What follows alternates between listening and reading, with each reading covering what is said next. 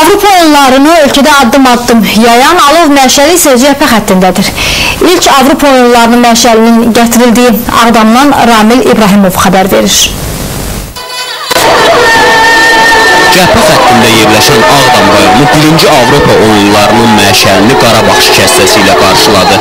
Rayonun Quzanlı qəsəbəsində quraşdırılmış oyunların rəmzi qapısı qarşısında alovu yerli idmançılardan Salih Qurbanov qəbul etdi. Minlərlə Ağdamlının alqış sədaları altında 11 marafonçunun 3000 metr məsafədə daşıdığı məşəl bayraq meydanının yaxınlığında quraşdırılmış səhnəyə gətirildi. Sonuncu marafonçu Xəyyam Qurbanov səhnədəki məşəli alovlandırdı. Meydana sığmayan tamaşaçılar yaxınlıqdakı təpələrin üzərinə çıxmışdı. Çox sevinirik. İnşallah belə uğurlarımız daha çox olar. İdmançılara uğurlar arzulayıram. Belə gözəl, möhtəşəm tədbirlərin hamısı doğma Qarabağımızda, Ağdamda keçirilsin.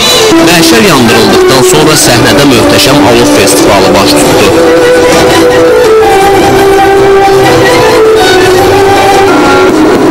Tədbir atəşfəşanlıqla başa çatdı.